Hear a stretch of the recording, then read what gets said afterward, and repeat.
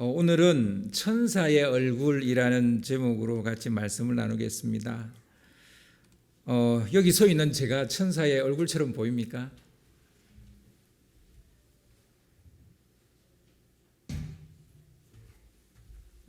예, 안 보이나 보죠? 예, 천사의 얼굴이라는 제목은 참 부담스럽습니다. 일단 저부터 부담스럽습니다. 제가 여러분 앞에 천사의 얼굴이면 제가 이 설교 할 수 있죠, 그죠? 근데 제가 천사의 얼굴이 아니면 이 설교가 부담스러울 수 있습니다. 그래서 곰곰이 생각해 봤어요. 제가 정말 천사의 얼굴일까 아닐까? 근데 지난 주중에 저희 그 감찰의 목사님 그 모임이 있었는데, 이 감찰에 서기는 장로님이에요. 근데 이제 이 감찰의 모임에 이제 장로님 부부도 같이 오셨어요. 근데 그 장로님의 그 부인 되시는 권사님 저를 모르잖아요. 처음 봤잖아요. 권사님이니까, 타교의 권사님이시니까. 근데 그분이 저한테 그러시더라고요. 목사님 인상 정말 좋습니다 그러더라고요. 그래서 제가 오늘 설교할 힘을 얻었습니다.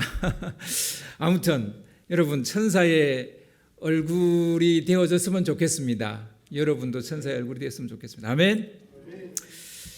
아멘 하셨으니까 제가 더 설교할 이유가 없을 것 같기도 한데 그래도 어떻게 우리가 천사의 얼굴이 되어야 될까 한번 같이 나누어 보도록 하겠습니다. 산헤드린 공회, 여러분 기억하시죠? 이 산헤드린 공회는 하루가 멀다 하고 끊임없이 회의가 열렸어요. 이게 다 예수쟁이들 때문입니다. 이 예수쟁이들이 생기기 전에는 이런 일들로 이렇게 산헤드린 공회가 모일 일들이 많지 않았는데, 이 예수쟁이들이 생기고 난 다음부터 이 산헤드린이 정말 하루가 멀다고 모이기 시작하는 거예요. 그만큼 예수 믿는 사람들이 문제를 일으켰다는 거예요. 그 사회에 문제를 일으켰다는 거예요. 처음엔 예수의 제자들이라는 작자들이 무리를 일으켜서 이 산헤드린 공회가 계속 그것을 처리해야 되는 그런 공회가 계속 열렸고요. 이제 이번에는 예수의 제자들이 세운 일꾼 중에 한 사람이 무리를 일으켰어요. 그래서 또 공회로 넘겨졌기 때문에 또 공회가 열렸어요. 훗날 이들을 7집사라고 부르는데요. 그들 중에 한 사람인 스데반이 그 장본인입니다. 스데반이 또 공회에 넘겨졌어요. 스데반도 베드로처럼 똑같은 이유로 공회에 사실 넘겨졌다고 보면 됩니다. 스데반도 사도들처럼 은혜와 권능이 충만했었다라고 성경은 이야기합니다. 은혜와 권능이 충만하니까 큰 이적과 큰 표적을 보이기 시작하는 거예요. 기사와 이적을 보이니까 막 유대인들이 또 관심을 가지는 거죠.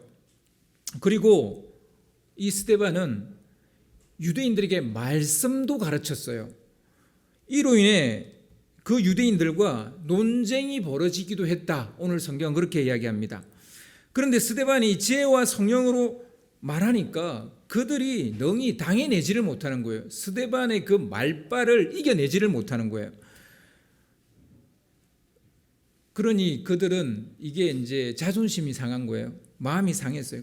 이 현실을 받아들일 수가 없는 거예요. 아니 예수의 제자도 아니고 예수의 제자가 세운 스데반이라는 사람인데, 그냥 구제일 하라고 세운 사람인데, 그 사람이 막 논쟁을 하는데 자기들이 이기지를 못하는 거예요. 자기들이 소위 유대인이고 바리새인인데 이기지를 못하니까 이게 자존심이 상한 거예요. 말로 당해낼 수가 없으니까 결국 스데반을 잡아서 이제 공회에다가 넘겨버리는 거예요.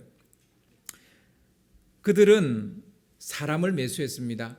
공회에 넘겨도 또 이 스데반이 말을 잘하면 또 이게 풀려날 수 있으니까 사람을 매수해서 결국은 꼬투리를 잡아서 이제 죄를 만드는 거죠. 이 사람의 죄를, 스데반의 죄를 만들어내는 거죠. 이거 거짓 증언을 하게 했던 겁니다. 거짓 증인들에는 누구였는지는 모르겠습니다만 아무튼 돈을 받은 사람인 것은 분명합니다. 돈을 받고 거짓 증언을 하는 거죠. 그들이 말하기를 이 사람이, 즉 스데반이죠, 이 사람이 모세와 하나님을 못 오가는 말을 하는 것을 우리가 들었다. 그리고 이런 말을 했다라고 그렇게 증언을 합니다. 거짓 증인들이 스데반에게 불리한 증언을 하는 바람에 스데반의 판결은 좋지 않은 방향으로 그렇게 흘러가고 있었습니다. 오늘은 바로 이 스데반이 갑자기 이렇게 등장을 했는데, 이 스데반이 초기 기독교에 미친 그 파장에 대해서 여러분과 좀 나누려고 합니다. 스데반의 등장은 초기 기독교에 적지 않은 변화를 일으켰다고 할 수 있습니다.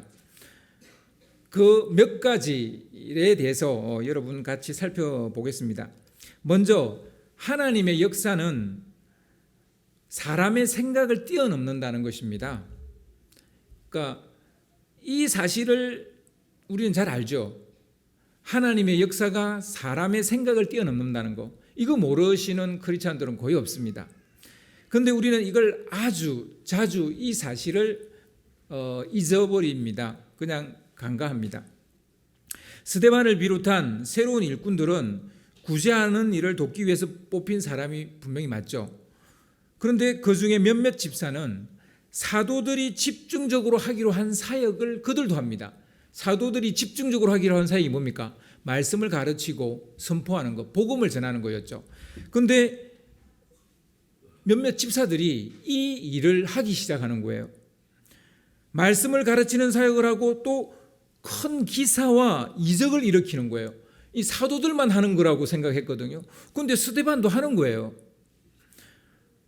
큰 기사와 표적은 사람에게서 나오는 것이 아니잖아요. 그러니까 뭐 사도들이 세웠다고 해서 꼭 그걸 살 수 있는 것도 아니잖아요. 이는 위로부터 오는 능력이잖아요. 하나님이 주시는 능력이잖아요. 이후에 이제 보면 이 빌립이라는 집사도 이와 똑같은 어떤 그 원래 그 세웠던 그 사역의 그 범주를 뛰어넘는 사역을 이 빌립도 하게 됩니다. 빌립은 나중에 안수도 해줍니다.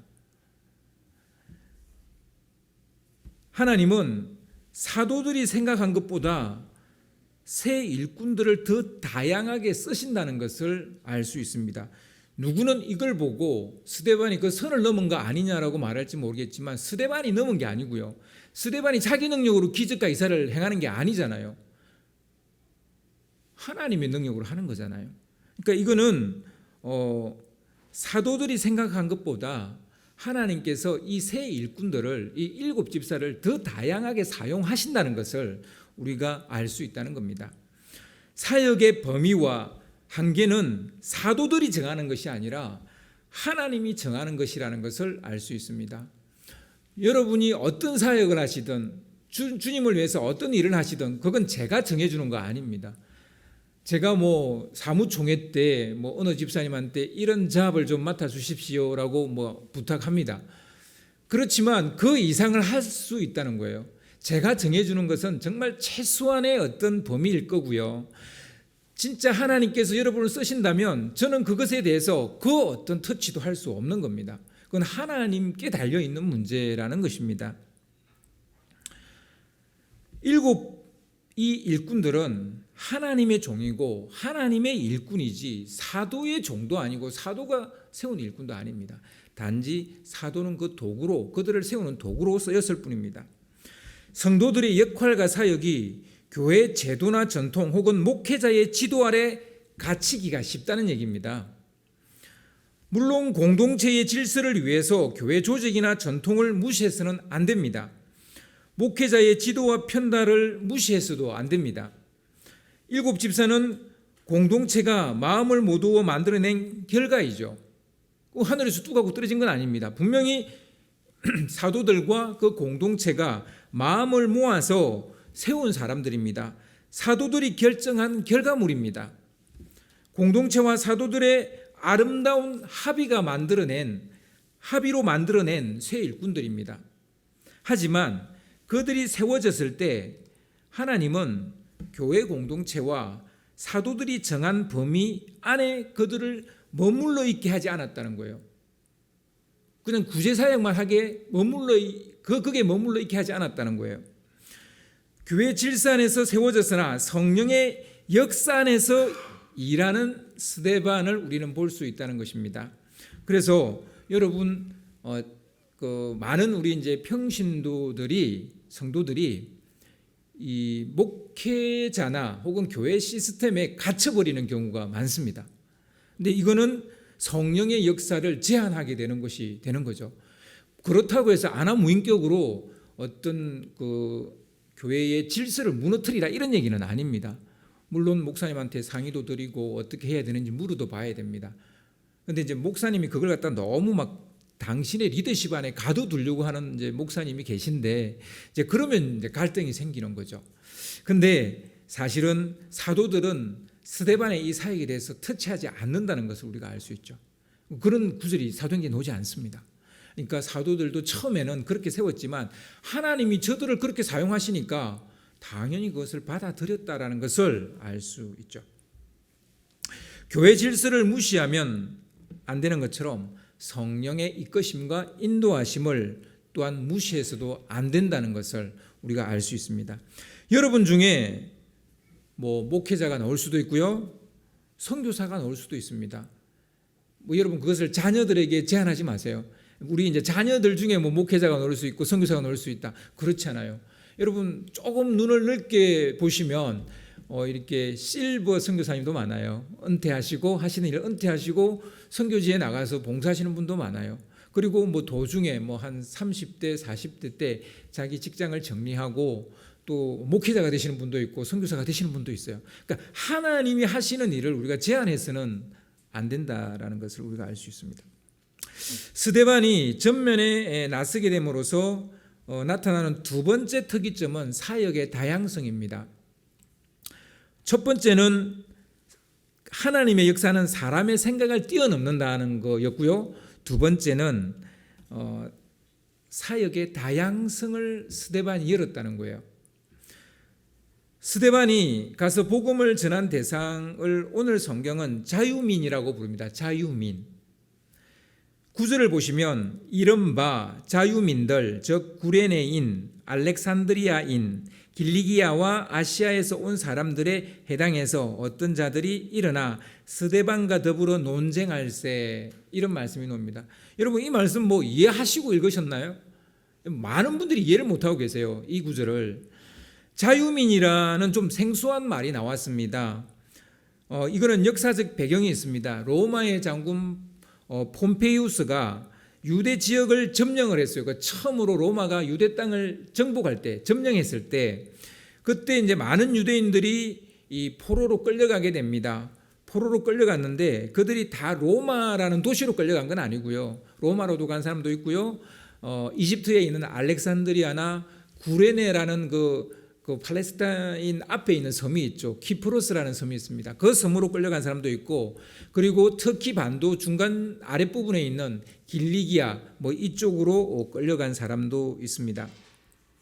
아무튼 이렇게 다양하게 우리가 말하는 아시아는, 지금 우리가 말하는 아시아는 저희가 살고 있는 여기지만 그 당시에 아시아는 터키 땅이에요. 그 터키 여러 지역으로 이렇게 끌려갔습니다. 이들은 어디를 가든지 그들의 신앙을 지켰죠. 뭐 유대인들의 특징이니까요. 그들의 신앙을 지켰고, 그리고 그들이 다시 유대로 돌아오게 됩니다. 그들을 자유민이라고 말합니다. 노예가 됐다가 종이 됐다가 자유인이 돼서 돌아왔다 해서 그들을 자유민이다 이렇게 부르는 거예요. 그러니까 뭐 각지에서 뭐 알렉산드리아나 구레네나 뭐 이쪽에서 막 유대인으로 살다가 다시 팔레스타인으로, 이스라엘 땅으로, 유대 지역으로 돌아온 사람들, 그런 유대인을 두고 자유민이라고 이렇게 말합니다. 그래서 이들이 세운 해당을 리버디노 해당이다 이렇게 말하는데, 이 리버디노가 자유민이라는 그런 뜻입니다. 그래서 자유민의 해당, 스데반이 거기에 가서 복음을 전했다는 거예요. 하나의 종파는 아니었습니다. 뭐 이 자유민의 해당이 종파까지 뭐 사두개파나 바리새파처럼 에세나파처럼 어떤 종파가 된 건 아니고요. 그렇지만 자기들만의 신앙 세계를 형성했던 것 같아 보입니다. 그래서 바울도 이들 중에 한 사람이라고 보시면 되겠습니다. 스데반은 이 까칠한 이 자유민 유대인들, 그러니까 참 까칠해요. 왜냐하면 이 사람들이 똑똑해서 그래요. 이 사람들은 알렉산드리아라는 뭐 사실 그 당시에 지중해 연안에서 로마 다음으로 워낙 유명한 도시가 알렉산드리아고요. 거기는 거대한 도서관이 있었고 똑똑한 사람들이 되게 많았어요.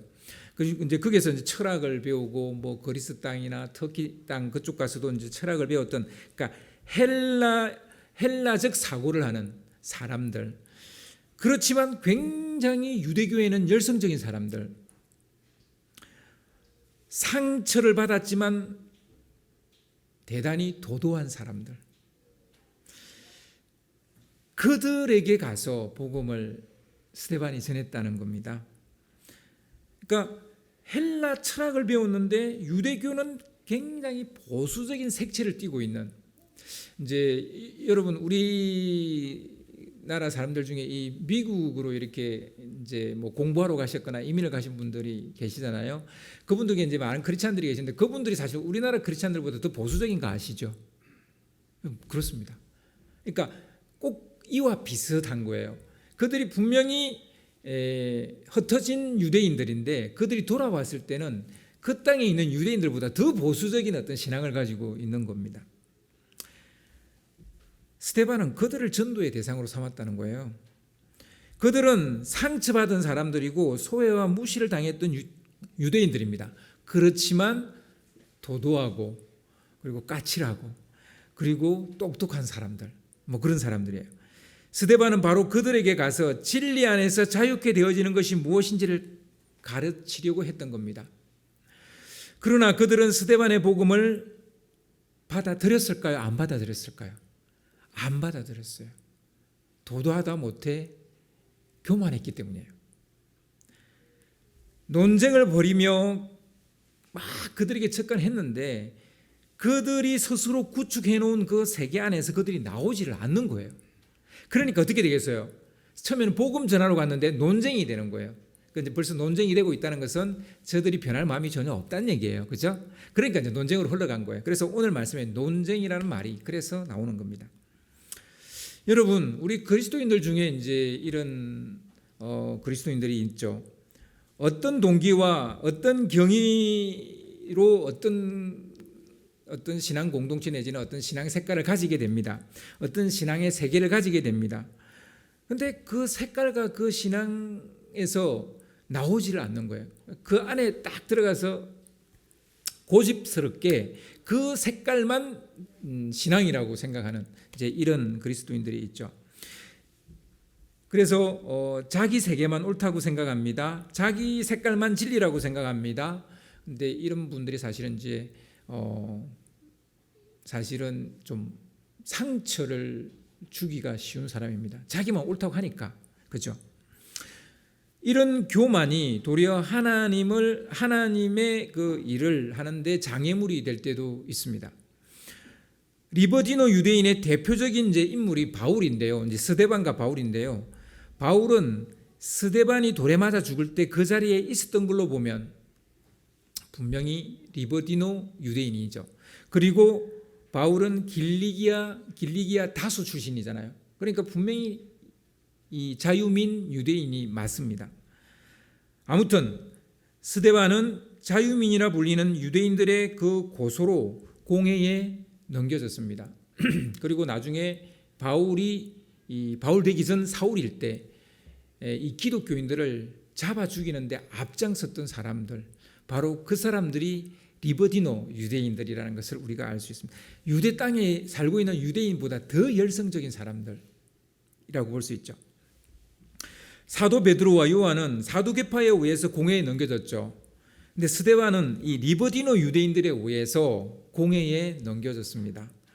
스데반은 사역의 대상을 다양화했던 시작점이라는 것을 알 수 있습니다. 그러니까 아무도 그들을 건드리지 않아요. 너무 까칠하고 도도하고 너무 열성적이고 너무 보수적이라서 저들은 말이 안 통하는 사람들, 뭐 이런 사람들이거든요.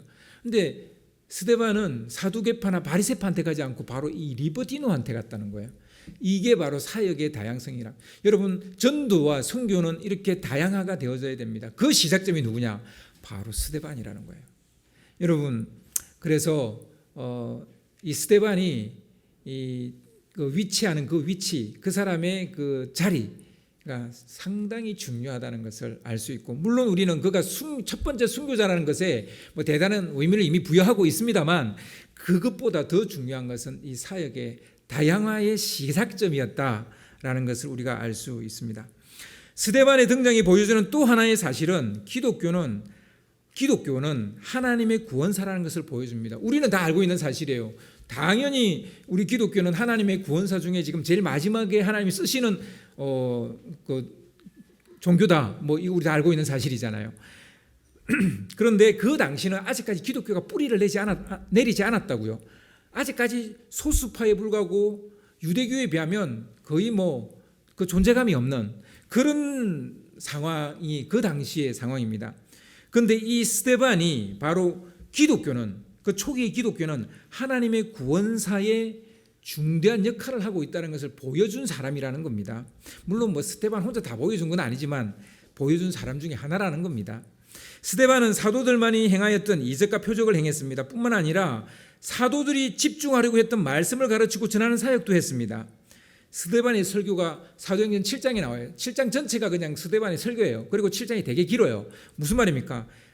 베드로보다도 더 긴 설교를 했다는 거예요. 그리고 뭐 여러분 7장을 읽어보시면 아시겠지만 스데반은 구약 성경에 정통하다라는 것을 알 수 있습니다. 그리고 예수 그리스도를 정확하게 이해하고 있다는 것도 우리가 알 수 있습니다. 역사적 맥락 안에서 예수가 그리스도가 되신다는 것을 정확하게 전달하고 있는 것을 우리가 볼 수 있습니다. 분명 스데반은 사도들의 가르침을 받았을 것입니다. 하지만 기적과 표적은 훈련받는다고 해서 뭐 되어지는 그런 게 아니잖아요. 배운다고 해서 되는 게 아니잖아요. 하나님이 위에서 능력을 부어주셔야만 되는 거잖아요. 하나님께서 은사와 권능을 부어주셔야만 할 수 있는 것입니다. 만약에 사도들만 기적과 표적을 행하고 이후로 그런 역사를 행하는 이들이 없었다면 어떻게 되었겠습니까? 대를 잇지 못하고 끝나버릴 것이라는 가말리엘, 바리새파의 거의 가장 존경받는 이 가말리엘의 말처럼 초기 기독교는 자연 소멸되고 말았을지 모릅니다. 그러니까 사도들까지만 그런 기적과 표적이 나타나고 그 이후로 이런 일을 행하는 사람이 없게 되었다면 자연 소멸됐을 수도 있다는 거예요. 그런데 스데반이 사도 이후로 처음으로 기적과 이사를 행했다고요. 이거는 무슨 말입니까? 대를 잇는 소멸될 종교가 아니라는 것을 어느 정도 보여주고 있는 겁니다. 이게 바로 스데반의 위치라는 거예요. 자리라는 거예요. 스데반이 얼마나 중요한 위치에 있는지 우리가 여기서 알 수 있다는 겁니다. 가말리엘의 조언대로 하나님이 하시는 일이라면 아무도 그 확장세를 막지 못할 것입니다. 자연 소멸되느냐 아니면 아무도 막지 못하는 하나님의 일하시는 그 어떤 종교 혹은 종파가 되느냐, 그 답을 스데반이 하고 있는 것입니다. 스데반은 기독교는 자연 소멸될 종교가 아니라 하나님의 구원사라는 사실을 증명하고 있는 거예요. 기독교는 하나님의 구원사의 중요한 물줄기가 지금 되어져 가고 있다는 것을 스데반이 이런 사역을 함으로써 보여주고 있다는 것입니다. 그래서 여러분 교회 나오신 지 좀 얼마 안 됐거나 좀 성경 공부를 좀 많이 안 했거나 이런 분들을 무시하시면 안 돼요. 하나님이 사용하시려면 그런 분도 사용하십니다. 아멘 하시는 분은 그렇게 사용될 줄 믿습니다. 그렇습니다. 우리가 판단해서는 안 돼요. 저분은 1년밖에 안 나와서, 저분은 교회 나온 지 얼마 안 돼서 그래서 하나님 일 못할 거야. 그건 우리 생각이에요. 아까 말했잖아요. 하나님의 일하심은 우리의 생각을 뛰어넘습니다.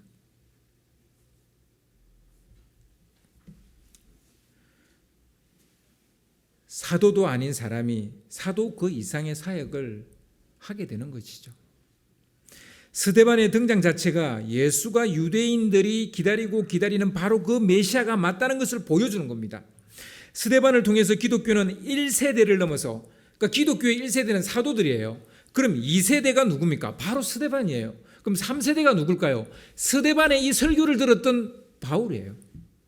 이런 식으로 1세대, 2세대, 3세대, 4세대 새로운 세대가 일어나는 미래 확장성을 보여준 첫 번째 사람, 스데반이라는 거예요. 바울은 스데반의 설교를 듣고 그 당시는 그가 돌에 맞아 죽어야 된다고 생각했지만 나중에 다메섹 도상에서 예수님을 만났을 때 그때 분명히 바울은 그 설교를 들었기 때문에 스데반의 설교가 생각이 났을 거예요. 뭐 바울의 인지 능력 정도라면, 바울의 지적 능력 정도라면 반드시 스데반의 설교가 생각이 났을 거예요.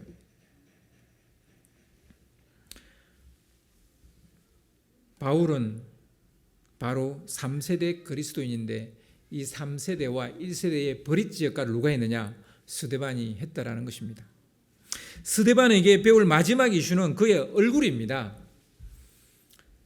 리버디노 유대인들은 스데반을 말로 이길 수가 없었다 그랬죠. 그래서 편법과 술수를 사용합니다.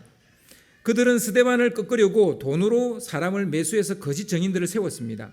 오늘 본문 13절 14절을 보면 거짓 증언을 하는 그 증인들의 말을 우리가 이제 볼 수가 있는데요. 제가 읽어보겠습니다. 13절 14절입니다. 이 사람이 이 거룩한 곳과 율법을 거슬러 말하기를 마지 아니하는도다.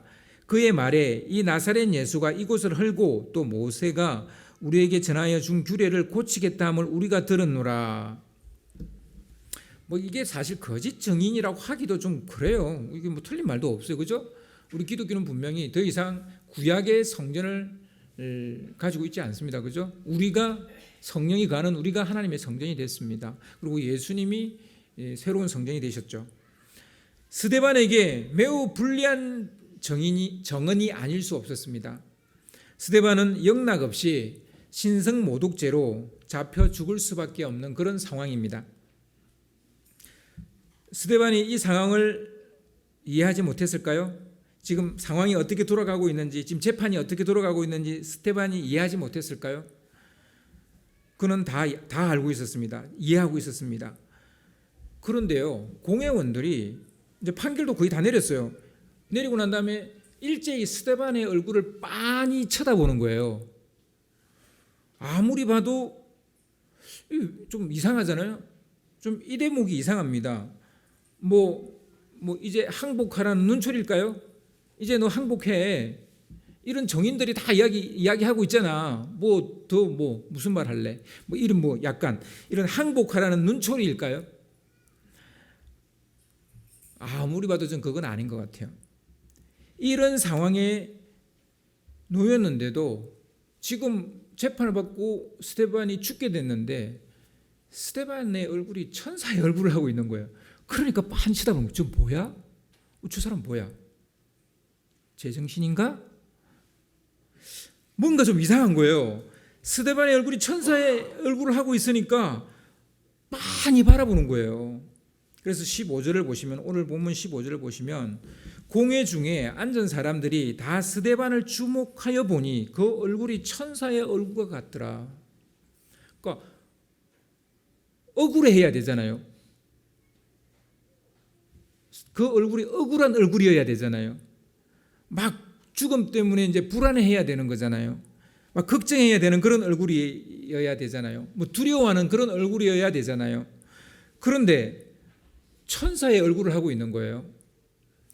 어떻게 천사의 얼굴처럼 그렇게 할 수 있을까? 지금 재판에 이제 완전히 져서 지금 죽음으로 내몰리게 됐어요.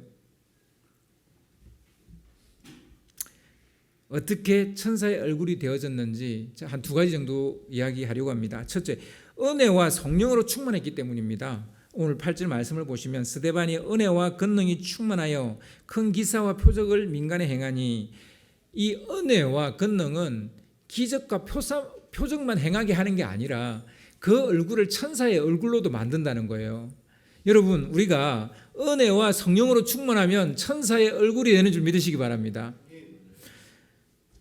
만약에요, 스데반이 천사의 얼굴을 하지 않고 되게 무서운 얼굴로 기적과 표적을 행했으면 어떻게 됐겠어요? 어떻게 됐겠어요? 물론 그걸 보고 예수 믿는 사람도 있긴 하겠죠. 그런데 하나님을 굉장히 무서운 하나님으로 이해하게 되겠죠. 그런데 스데반은 천사의 얼굴을 했다는 겁니다. 여러분, 천사의 얼굴은 어떤 얼굴일까요? 제가 설교 초에 한번 제 얼굴 가지고 이야기를 좀 했습니다만, 어떤 게 천사의 얼굴일까요? 우리 저 뒤에 있는 우리 애기들. 애기들 얼굴이 천사의 얼굴일까요? 예, 그럴 수 있죠, 그죠? 밝게 빛나는 얼굴이 천사의 얼굴일까요? 평온하고 평화로운 얼굴이 천사의 얼굴일까요? 아니면 웃음 가득한 얼굴이 천사의 얼굴일까요? 누가 예수님의 얼굴을 뭐 이렇게 그려서 뭐 올려놨는데 보니까 막 웃고 있는 예수님, 뭐 그걸 올려놨는데 보기만 해도 정말 좋죠. 뭐 그런 얼굴이 천사의 얼굴일까요? 저는 천사의 얼굴을 본 적이 없습니다. 혹시 보신 분 계세요? 보신 분 계시면 저한테 이야기 좀 해주세요. 저는 본 적이 없는데 천사의 얼굴은 저는 천국에 있다고 생각하지 않습니다. 우리 주위에 있다고 생각합니다. 아까 말했던 것처럼 아기의 웃는 얼굴, 내 옆에 있는 주위에 있는 사람들의 얼굴 속에 천사의 얼굴이 있다고 저는 생각을 합니다. 여러분, 부모님의 얼굴 가운데 자식이 되게 잘 되는 걸 보고 흐뭇하게 웃는 그 부모의 얼굴에 천사의 얼굴이 있고요. 또 까르륵 까르륵 엄마가 꺽궁할 때 까르륵 까르륵 웃는 그 아기의 웃음 띤 얼굴에 천사의 얼굴이 있고요. 그리고 우리 교우들 늘 믿음 안에서 은혜 가운데서 은혜 충만해서 있는 그 교우들 얼굴에 천사의 얼굴이 있고요. 때로는 거울 속에 비친 내 자신의 모습에 천사의 얼굴이 있는 겁니다. 이런 얼굴들만 내 주위를 둘러싸고 있다면 여러분 어떻겠습니까? 행복하겠죠. 그런데 실제 현실은 어떻습니까? 여러분을 둘러싸고 있는 얼굴들은 어떤 얼굴들입니까? 천사의 얼굴들입니까? 아니면 화난 얼굴, 짜증내는 얼굴, 우는 얼굴, 무표정한 얼굴, 낙심한 얼굴, 절망에 사로잡힌 얼굴, 공포에 떨고 있는 얼굴, 지친 얼굴, 피곤한 얼굴, 비웃는 얼굴, 뭐 이런 얼굴이 여러분 주위를 둘러싸고 있습니까? 여러분을 둘러싸고 있는 얼굴은 어떤 얼굴들입니까? 사실 우리가 사는 세상은 이런 얼굴들이 더 많아요. 나를 비난하는 얼굴, 나를 비판하는 얼굴, 나를 조롱하는 얼굴, 그리고 절망에 사로잡힌 얼굴, 낙심에 빠져 있는 얼굴, 뭐 지쳐 있는 얼굴, 화나 있는 얼굴, 이런 얼굴들이 우리를 둘러싸고 있는 거예요. 이런 사람 어떻게 했어요? 불행하죠. 불행할 수밖에 없죠. 그러면 입장 바꿔 생각해 봅시다. 그 어떤 사람에게 여러분은 어떤 얼굴로 옆에 존재하고 있습니까? 내 주위에는 그런 얼굴이 많은데 그럼 그 어떤 사람의 주위에 내가 있을 거 아니에요, 그죠? 나도 어떤 사람이 주위에 있을 거 아니에요. 그 사람 입장에서 나는 그 사람에게 어떤 얼굴이에요? 큰 바위 얼굴이에요? 얼굴 큰 얼굴이에요? 뭐예요? 여러분 얼굴은 어떤 얼굴이에요? 얼굴은 우리 자신의 내면 세계를 반영하는 것과 같습니다. 그래서 여러분 얼굴은 내 마음의 상태예요. 내 마음의 상태라고요. 천사의 얼굴을 우리가 해야 되는데 내 마음이 행복하지 않으면 천사의 얼굴이 안 된다는 거예요. 뭐 은혜를 받아도 안 된다는 거예요. 그래서 여러분 우리의 마음이 천사 같아져야 우리 얼굴이 천사의 얼굴이 되는 거예요. 사실 스데반은 그 마음이 지금 너무 행복한 거예요. 나는 내가 아는 이 예수님을 전하는 그것만으로도 너무 행복한 거예요. 그러니까 지금 뭐 재판받아서 순교를 당한다 할지라도 너무 행복한 거예요. 그 마음이 행복하니까 그게 얼굴로 드러나는 거죠. 우리가 천사의 얼굴을 해야 되는 이유는 내 자신을 위해서뿐만은 아닙니다. 사람은 천사의 얼굴을 하고 있는 사람의 얼굴을 바라보기 때문이에요. 여러분은 어떤 얼굴을 보고 싶으세요? 천사의 얼굴을 하고 있는 사람을 보고 싶으세요? 짜증내고 화내고 기분 나빠하고 막 낙심해 있는 그 사람의 얼굴을 보고 싶으세요? 여러분 우리 그 감정 노동자 중에서 최고의 감정 노동자는 사실 상담사인 아세요? 상담 받으러 오는 사람 치고 행복해서 오는 사람이 있습니까? 없어요. 다들 이런 문제 저런 문제 다 막 죽을 상을 해가지고 상담 받으러 오거든요. 근데 그 사람을 계속 대하게 되면 상담사가 어떻게 되겠어요? 힘들어요. 상담사가 힘들어요. 그래서 상담사는 반드시 슈퍼비전을 받아야 돼요. 자기도 누군가로부터 상담을 받아야 돼요.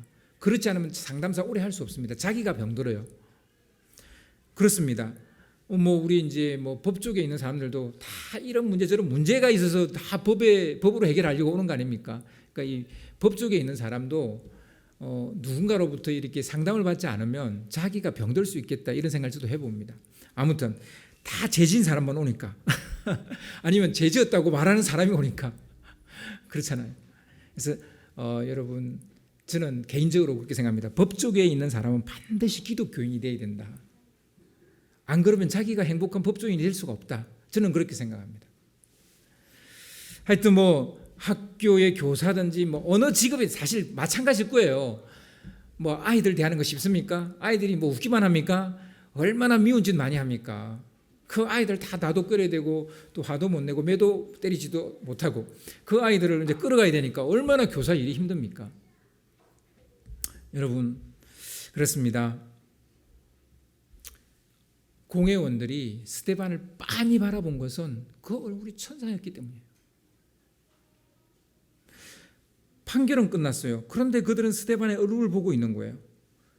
비웃기 위해서 그래 꼴 좋다 너 꼴 좋다 이렇게 비웃기 위해서 아니에요. 스데반이 천사의 얼굴을 하고 있기 때문입니다. 여러분 누가 복음을 전할 수 있겠습니까? 천사의 얼굴을 하고 있는 사람이 복음을 더 전할 수밖에 없는 거예요. 한때 저는 목사 정도면 머리가 좀 하얘야 된다 이런 생각이 있었어요. 그래가지고 제가 머리가 좀 하얘지기를 막 바랬는데 전혀 하얘지지가 않아요. 지금 몇 가닥밖에 흰 게 없어요. 그래서 제 동기 목사들이 다들 저를 놀라워합니다. 첫째는 머리가 까매서, 두 번째는 머리가 너무 안 빠져서 되게 놀라워합니다. 지금 이제 친구들 만나면 머리 하얀 친구들이 너무 많고 머리 없는 친구들이 또 너무 많아요. 그런데 제가 지금 생각해 보니까 정말 잘못된 소원을 내가 하나님께 빌었구나. 얼굴이 하얗고 머리가 하얗다고 해서 내가 신령한 목사가 되는 게 아닌데 내가 진짜 좋은 목사가 되는 거는 내 내면 세계가 은혜와 성령으로 충만해서 내 얼굴이 천사가 되는 건데 나는 머리 하얘서 좀 목사의 근위 같은 게 좀 드러났으면 좋겠다. 이런 정말 말도 안 되고 엉뚱한 소원을 하나님께 빌었던 나의 모습을 저는 참 어리석다 이렇게 생각을 요즘 최근에 이제 하게 됐습니다. 여러분 내면 세계가 아름다워야 얼굴도 아름다워요. 내면이 행복해야 얼굴이 천사처럼 되는 거예요. 그리고요 얼굴이 이제 이렇게 천사처럼 되어질 수 있던 것은 두 번째 이유는 이겁니다.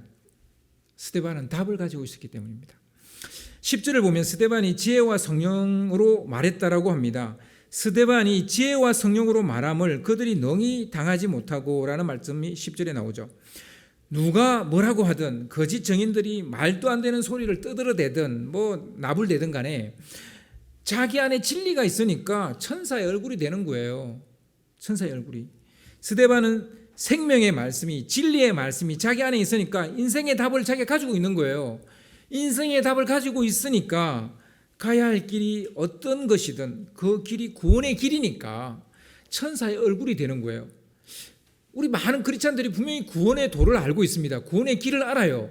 예수님이 구원의 동을 알아요. 그런데 왜 천사의 얼굴이 안 될까요? 정말 그 도를 받아들인 걸까요? 안 받아들인 걸까요? 분명히 그 도를 받아들였다면 천사의 얼굴이 돼야 되는 거거든요. 인생의 답을 찾지 예수님 안에서 인생의 답을 찾지 못했기 때문에 천사의 얼굴이 안 되는 거예요. 삶의 답을 찾지 못했기 때문에 천사의 얼굴이 안 되는 거예요. 여러분 마지막으로 이 말씀을 붙잡고 천사의 얼굴이 되기를 여러분 간절히 바랍니다. 요한복음 14장 6절 말씀입니다. 예수께서 이르시되 내가 곧 길이요 진리요 생명이니 나로 말미암지 않고는 아버지께로 올 자가 없느니라. 이게 길이에요. 이게 도입니다. 이게 답입니다. 이걸 아직도 답이라고 생각하지 않습니까? 이 말씀이 아직도 답이라고 생각하지 않습니까? 답은 예수입니다. 예수님이 정말 여러분 안에 있다면 우리는 천사 얼굴이 돼야 되는 거예요. 오늘 이 말씀을 생각하면서 우리가 이 시간 찬양하기를 원합니다.